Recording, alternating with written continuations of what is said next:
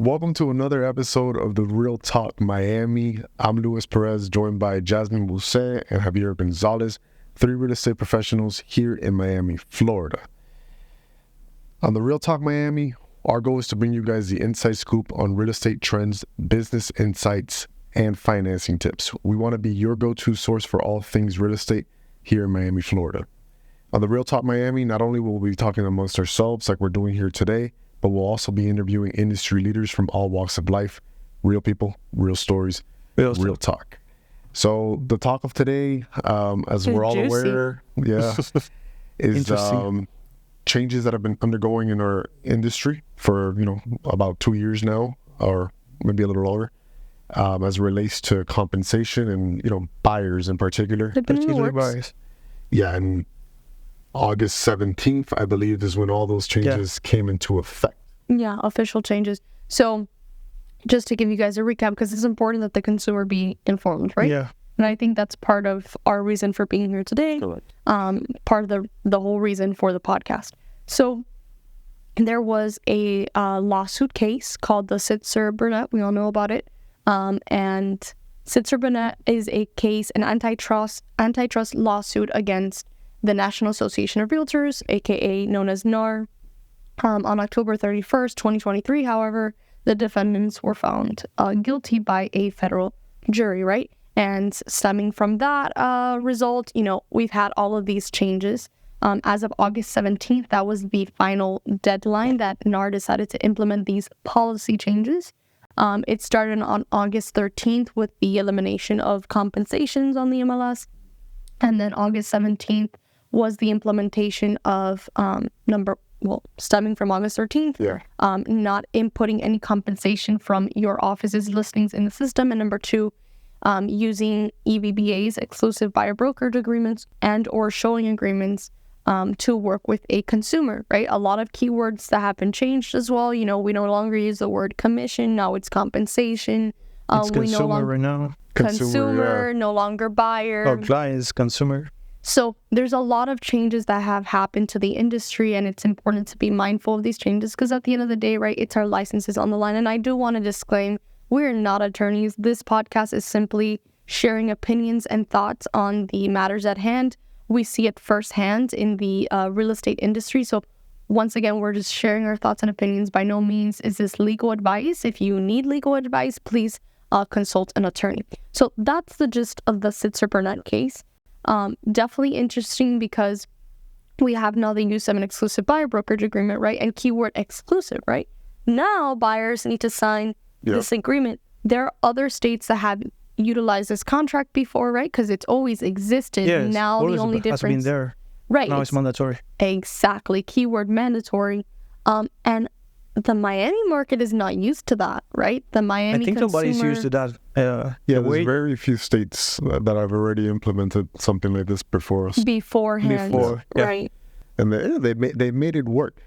But the truth of the matter is that there is a benefit for the buyer to signing this agreement because, upon it being exclusive, that's not necessarily a bad thing. I mean, you got to pick the right agent now, the right brokerage. It's more important than ever. You're not going to be going from one broker A to broker B to broker C.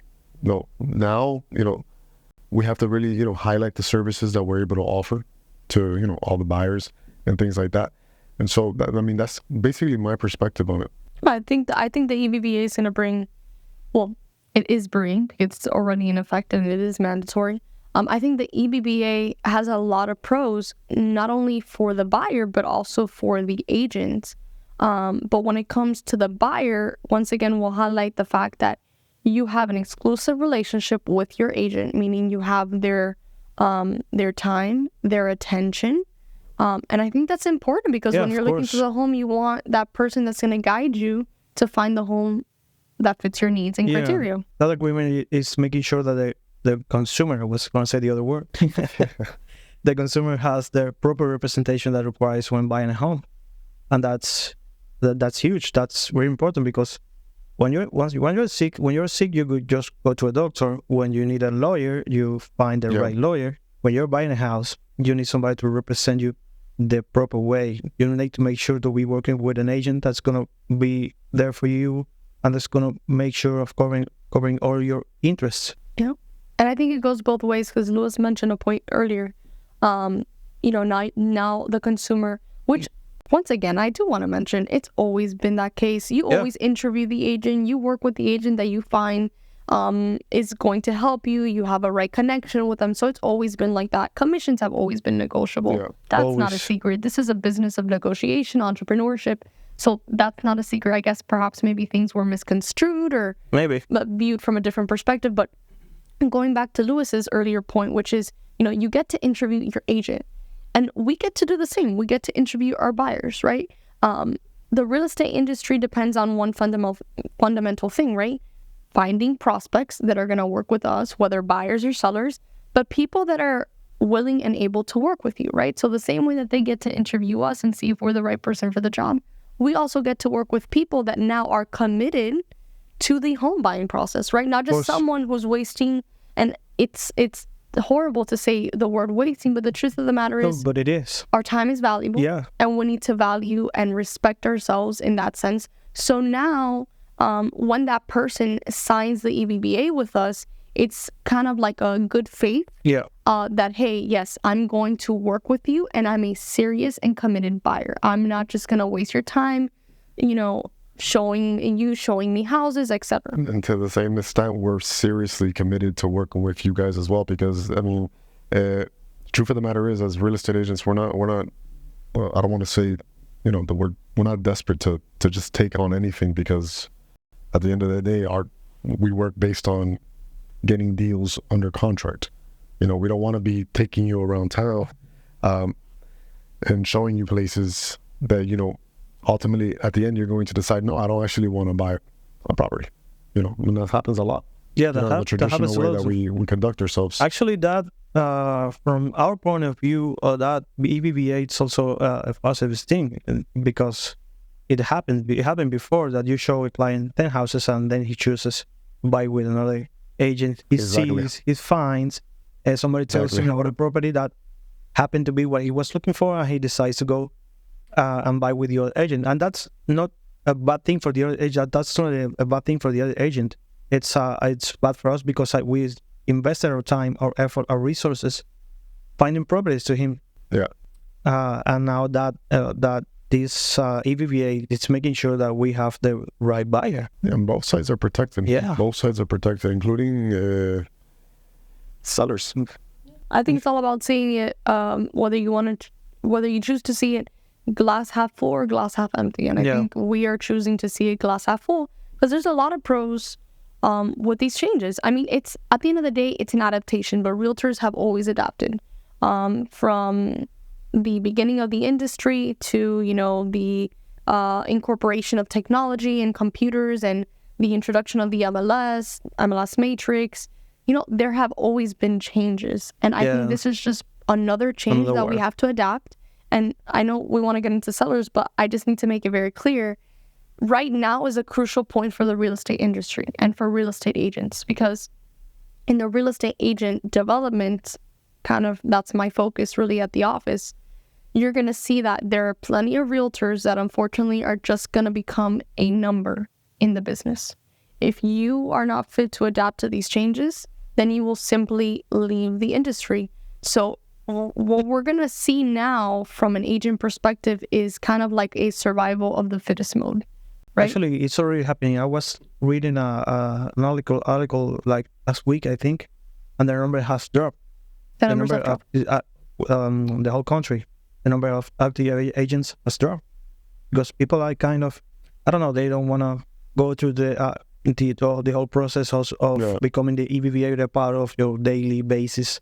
And they just walk out of the industry. Yeah, and it's hard. If you don't have the right training, if you don't have the right mentorship, guidance, then you're just not going to know how to adapt to it. And it's a lot. It's definitely a lot more work than it was before. I mean, we have all of these pros, but definitely there's a lot more work involved, because we have to show the consumer our value, and that takes time, right? Because a person that perhaps meets us and starts talking to us, hey, I want to buy a home, which is technically a stranger, it might take some time for them to get to trust us and say, hey, you know what? I am willing to sign the EBBA with you. So that's going to take a little process on our end to, perfect our representation plan presentation.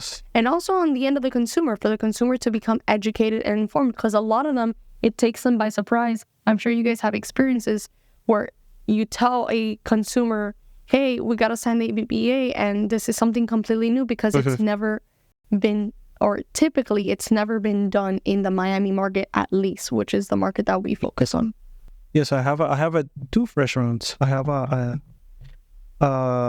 we signed it in the office the other day. We signed the EBBA with a client, and he was happy to sign it. And call it like a week later, I visited the houses you want. I kept him updated. We were working with Luis on qualification, and he was happy about that because he's very busy, and we were doing the process. We were doing the steps to make sure he gets a home. We're still working on that, but that's a good thing for the buyer because he has the assurance that we are gonna do our work because we are signing an agreement right now. We're saying, I'm gonna do this, I'm gonna do this, I'm gonna do this to make sure that your buying process is successfully on the end. No, that makes your life easier when you have a case like that. And so I wanna touch base on how is it going to impact the seller side or the listing agent. I don't know if you. Yeah, how is it going to impact the seller or the listing agent? Because big difference. Yeah, the sellers and the listing agents. Because for example, for the listing agent, what you have is you have more leverage now as far as what you want to offer out, and as far as the seller goes, you have also the ability to negotiate. Of course. Once again, it's always been negotiable. Yeah. Now, what you're going to see is sellers that are more informed on, and again, there's a lot of things that are misconstrued in the news as well because news channels and outlets, they portray these Sitzer-Burnett results or outcomes very differently than what they actually are, right? Buyer agents are not going to get paid commission or compensation, my bad. Which is not all true, but most sellers, for the most part, at least what we've been seeing, is that they are informed on these changes. But I don't know. I don't think that many of them have been withholding compensation to the buyer agent because they know that it's one way to incentivize them to show the property. You're going to get buyers or consumers that, unfortunately, they just don't have the financial means to, in addition to the closing costs, in addition to, the financing portion, to pay the compensation out of pocket, right? So some are going to choose to tell their agent, hey, I only want to see properties that offer compensation. Some won't, right? So once again, going back to the seller, offering that compensation is definitely going to incentivize buyers to want to see their properties. Of course. Yeah, definitely. Any points on the listing side? No, I just want to keep on the buyers because this also affects mostly the buyers. I have an experience on the other side. I was on the phone with a possible client the other day. I was talking to him, and I said, before I show you the house, we have to sign this contract. And he got like a scare on the phone that we have to pay you now. Well, that's part of the new deal. That's part of the new changes on the industry. Obviously, I tried to explain him how the changes were, but some people are really scared of this new EBBA, and that's a normal reaction for me. We just have to explain then what are the changes, what are the basis for the changes, what are the good points for the changes, what to keep in mind when finding the right agent. That's the other side of the coin for instance. Right, that some people are scared to sign that contract. No, they're not. What the buyer needs to understand is they're not necessarily paying the compensation, so to speak. Correct. If the seller is offering compensation, whatever agreement you have between your buyer agent and you, whatever you agree to pay your buyer's agent, you don't have to pay out of pocket if the seller is offering that compensation. But of course, if there's a difference, then Yeah. You would have to pay the difference out of pocket. You would have to pay the difference out of pocket. Right. And there could be a scenario where the seller chooses not to offer any compensation. It If could you be. decide to go for that property, then you do have to pay the full amount out of pocket. So there's different scenarios, and I'm pretty positive that when the time comes for each and every one of you or our listeners out there to purchase a home, the realtor will guide you and will explain that. And I think that's really important for you guys to understand. Because Lewis brought up a good point. There are some homes that you may not have to pay anything out of pocket, right? So that's our job. That's where you guys have to trust your realtor to negotiate in your best interest, right? That is part of our job description. And once again, it goes back to commissions have always been negotiable. Compensation has always been negotiable.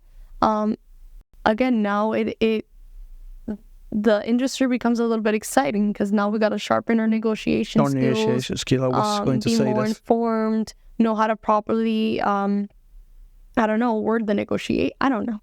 So it's gonna be interesting because it's gonna incentivize us to become better salesmen, agents. better Yeah. agents. Definitely, we have to improve our negotiation skills because those scenarios are really possible. We are going to see those.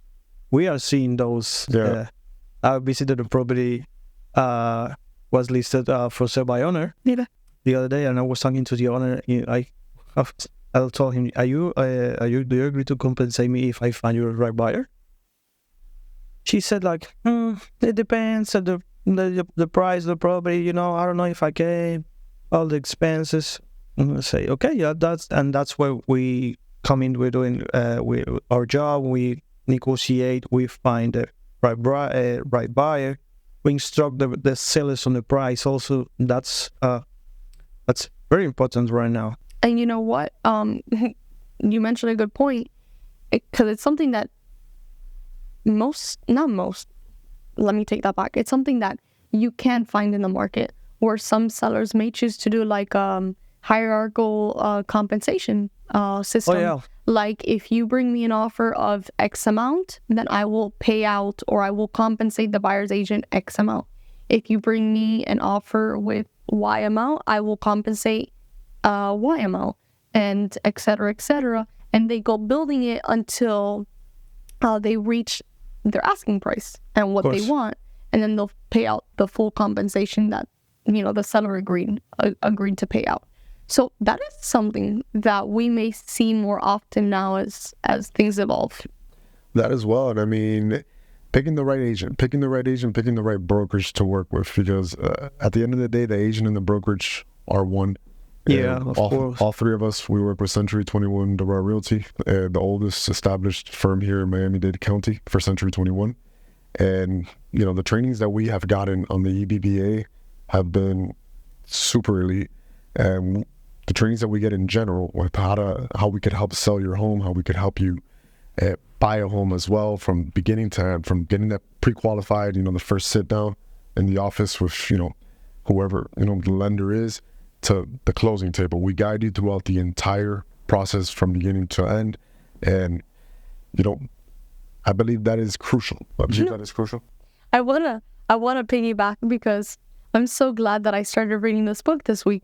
I don't know the exact name of the book, but I think it's just The Wolf of Wall Street, with, the man himself.